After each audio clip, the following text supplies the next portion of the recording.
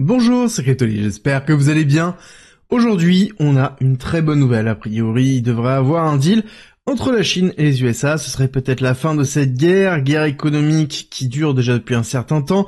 On a eu des grosses nouvelles qui ont permis d'avoir une accélération très forte sur les indices, plus de 14% en une journée sur le Nasdaq, avec juste une pause de 90 jours. Est-ce que cet accord va permettre de mettre la fin? Est-ce que c'est juste une respiration à l'ensemble du marché? Et surtout, pourquoi? Pourquoi arriver à ce deal aussi vite? Est-ce que c'est la Chine qui a plié? Ou est-ce que c'est Donald Trump? Qu'est-ce qui est en train concrètement de se passer? Est-ce que c'est positif pour la crypto? Est-ce qu'on va pas faire une continuité quand même baissière pour respirer? Est-ce que ce sera suffisant pour repartir à la hausse?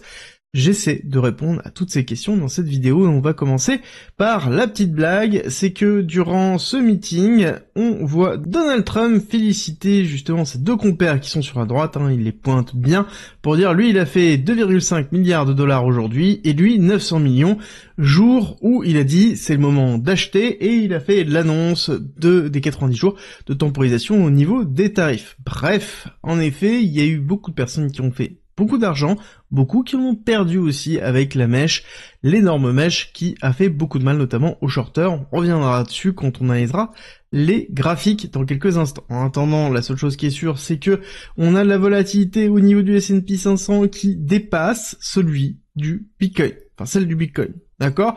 C'est-à-dire que là actuellement, avoir du S&P 500, donc être exposé à un ETF S&P 500, c'est avoir autant de volatilité que détenir du Bitcoin. Donc la volatilité, à un moment donné, c'est bien d'en avoir peur, mais il faut comprendre que ce n'est pas forcément l'indice le plus important, parce que là-dessus, on aurait dû avoir plus de volatilité sur BTC, sur Bitcoin, parce que c'est un actif à risque par défaut, et en tout cas c'est considéré comme tel par la finance traditionnelle, et pourtant on voit bien que la volatilité n'était pas forcément que sur Bitcoin. Bon, on continue dans les nouvelles, et surtout cette nouvelle-là qui est vraiment le plus important. Trump aurait reconnu en tension, c'est du conditionnel, en privé que son plan de tarifs douaniers drastiques annoncé la semaine dernière pourrait entraîner une récession économique, mais visé à éviter une dépression. Donc il y a bien une corrélation, il y aurait bien ici une volonté réelle de Donald Trump de faire une récession pour forcer Jérôme Powell à sortir les armes lourdes pour baisser les taux qui sont très importants pour justement le financement de la dette. Si jamais ça vous intéresse, j'ai fait une vidéo sur Thibaut Invest. Thibaut Invest qui est ma chaîne spécialisée sur la macroéconomie et la géopolitique, on ne parle pas de crypto, mais je vous explique justement ce type de choses-là.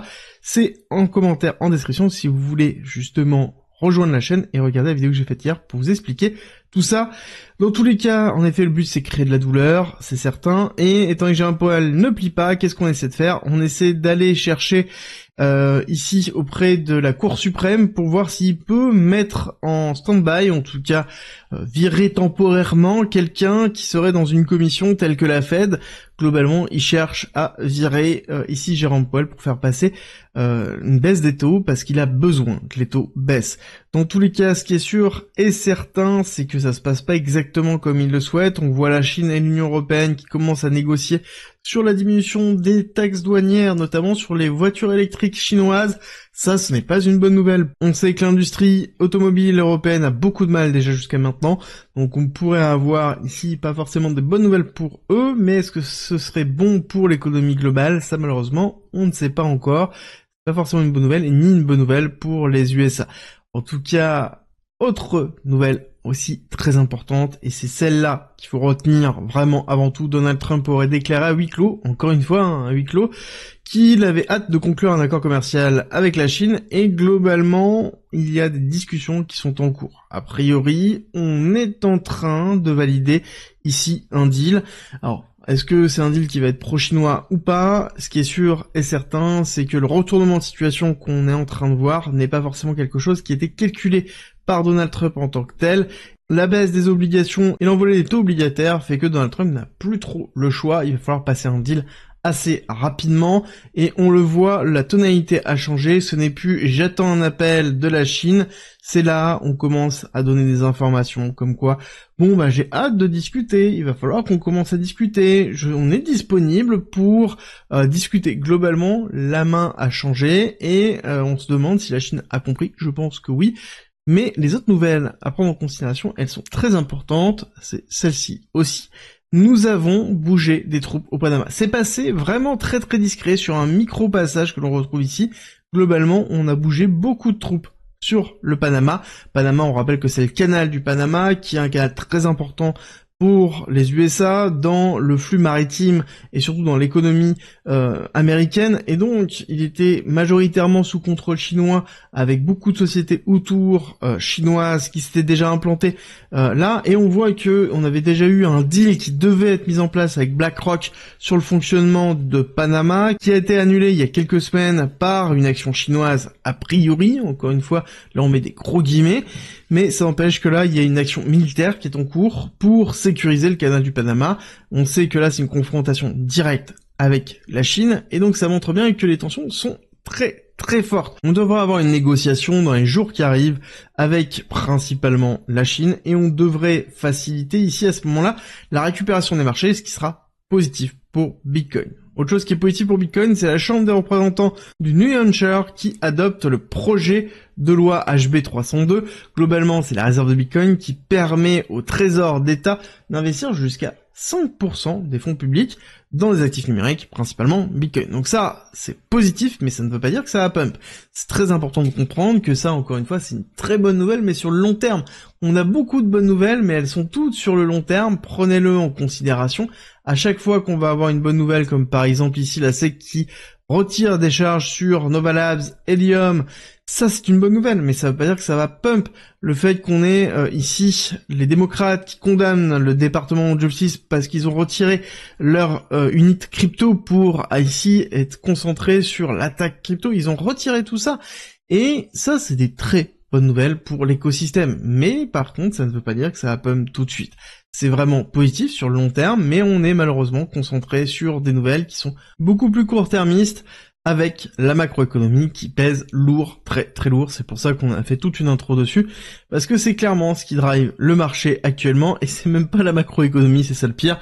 C'est vraiment, purement et simplement les tweets de Donald Trump et les décisions de Donald Trump qui impactent énormément les marchés, voire ce qui impacte le plus aussi les crypto-monnaies en ce moment.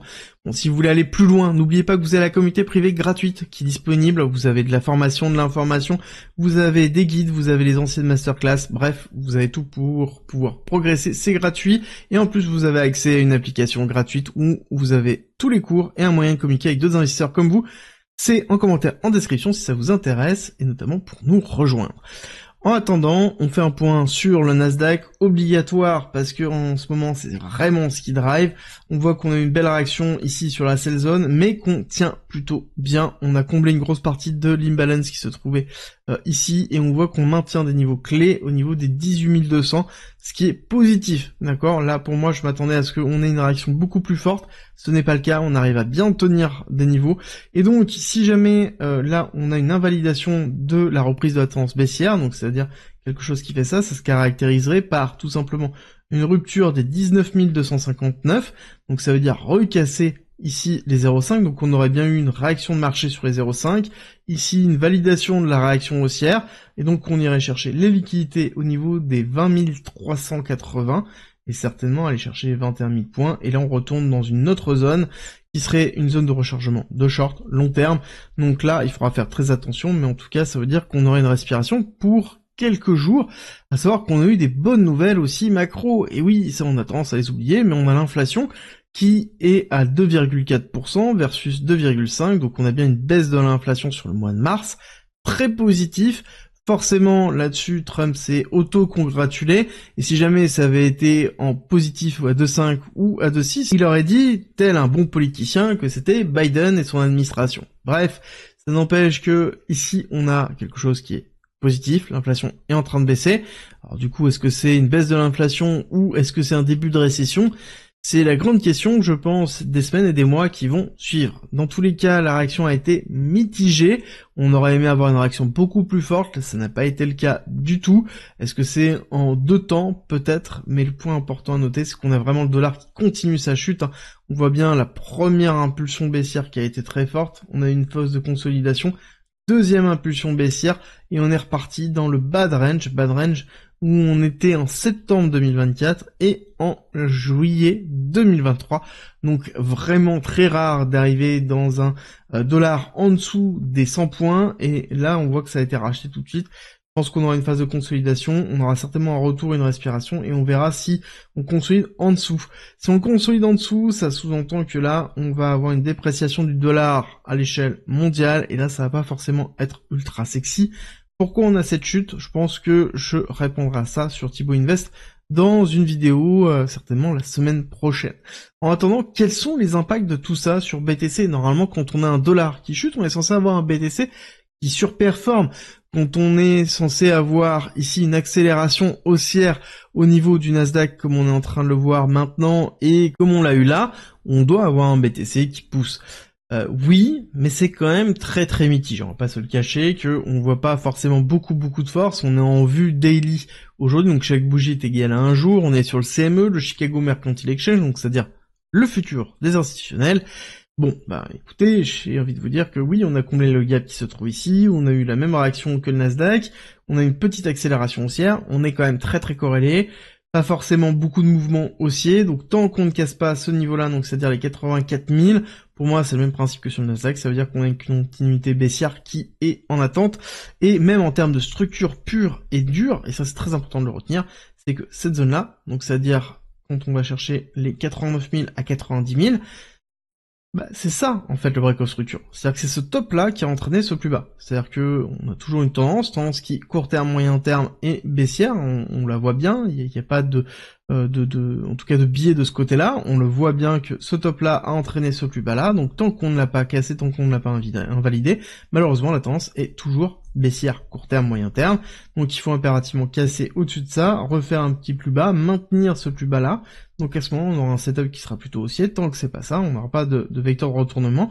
et ça passera certainement par une zone de ranging, donc là, on est encore très loin de ça, et je pense qu'il va falloir patienter, je sais, je vous le répète tous les jours, mais je suis là pour vous le répéter, parce que je sais que l'impatience, c'est généralement la pire des choses dans de l'investissement.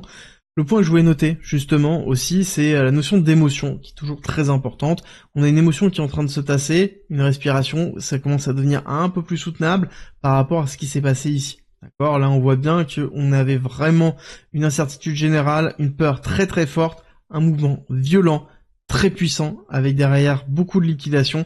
Et là, on voit bien qu'on est en train de se calmer, on voit bien une baisse justement des volumes, et cette baisse des volumes entraîne aussi une baisse de la volatilité générale de Bitcoin. C'est pour ça que je vous ai dit tout à l'heure que on a ici un S&P 500 qui est plus volatile que BTC, parce que BTC, l'émotion est en train de se calmer, on est en train de respirer, et donc ça sous-entend aussi qu'il y a plus de probabilité de faire un range que d'avoir une grosse continuité baissière, bien que mes targets sont toujours, encore une fois, en dessous, ici, aller combler cette partie d'imbalance, aller chercher ce top-là, aller chercher ce top-là, et l'ancien top qui se trouve ici, donc pour moi c'est vraiment la zone où on a en plus pas mal de liquidation, donc une mèche à aller chercher ici serait cohérente, ça ne veut pas dire y rester ad vitam aeternam, mais justement moins on y reste, plus c'est bullish, mais ça reste toujours mes targets, et malheureusement on est quand même très drivé par ici la macroéconomie et surtout les tweets de Donald Trump, ne l'oubliez pas.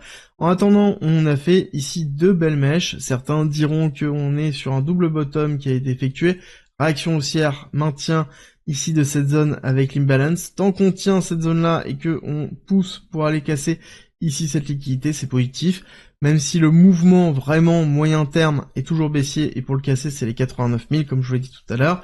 Court terme, si on casse les 83 500, la probabilité d'aller chercher, hop, ici toute cette liquidité là serait cohérente, d'accord? Je pense qu'on peut aller assez vite chercher plus haut, donc là il va falloir surveiller, à savoir qu'on a quand même pas mal de liquidité au niveau des 84 751, d'ailleurs on va les noter directement pour les garder à l'œil pour les jours suivants, tac, on les garde, mais pour moi le point important à retenir sur ce mouvement réaction haussière, c'est que on est surtout en train d'aller combler une partie d'imbalance qui se trouve là. Alors attendez, je vais juste nettoyer le graphique histoire que ce soit plus clair, hop, on retire, et on voit que on a bien cette imbalance qui se trouve là, donc il va falloir faire attention à la réaction, pas avoir une continuité baissière dessus, ou peut-être un retest, ça pourrait être intéressant, mais tant que les 78 400 tiennent, c'est plutôt positif, ça veut dire qu'on aura plus, très court terme, une accélération haussière. N'oubliez pas les time frames, c'est-à-dire les unités de temps sont super importantes, et c'est ce qui vous permet de pouvoir naviguer sur court, moyen, long terme, parce que ça c'est toujours très important. On retient que sur le très long terme, ici on va repasser d'ailleurs sur ce graphique là pour pouvoir le montrer, mais sur du très long terme, on voit qu'on est très positif et très bullish, il n'y a rien qui invalide dessus. On est bien dans une phase de correction de respiration liée à un événement macroéconomique majeur, et en attendant, on tient les zones. Donc c'est un petit peu la vision du marché pour ce week-end. Encore une fois, on va faire attention sur ce qui va se passer off-market, c'est-à-dire samedi, dimanche soir. Encore une fois, c'est là où on a des grosses annonces, c'est là où on a des tweets, c'est là où il se passe des choses, donc faites attention. Généralement, le dimanche soir, on a un mouvement qui permet d'anticiper un petit peu ce qui se passe sur la macroéconomie. On l'a déjà vu à plusieurs reprises, que ce soit baissier majoritairement, mais ça pourrait être aussi haussier. Il va falloir se préparer à cette éventualité-là. Le fait d'avoir un mouvement très fort qui arrivera le dimanche soir, qui sera en anticipation de ce qui se passera sur la macroéconomie. Dans tous les cas, on est dans de la négociation, on est dans un événement qui est juste lunaire et qui marquera l'histoire de l'économie. Ça, c'est sûr et certain. J'espère que vous appréciez ce mouvement-là, même si c'est compliqué à gérer. En tout cas, c'est très formateur parce qu'on ressent beaucoup d'émotions. On voit des choses qu'on ne verrait pas en temps normal et ça permet de progresser très très vite sur l'investissement, surtout si on vient d'arriver sur le marché. N'oubliez pas le plus important, la gestion du risque, c'est toujours le plus important. Si ça vous intéresse d'aller plus loin dessus, j'ai fait une masterclass dedans. Vous la retrouverez en commentaire, en description, dans ici le groupe privé gratuit. Elle est ici, la masterclass 2 sur la gestion du risque. Si ça vous intéresse, si vous n'avez pas le bouton, vous inquiétez pas, ça veut dire que vous êtes déjà inscrit et vous n'avez plus qu'à consommer le contenu qu'on a mis à disposition. Et je vous dis à très vite pour une nouvelle vidéo.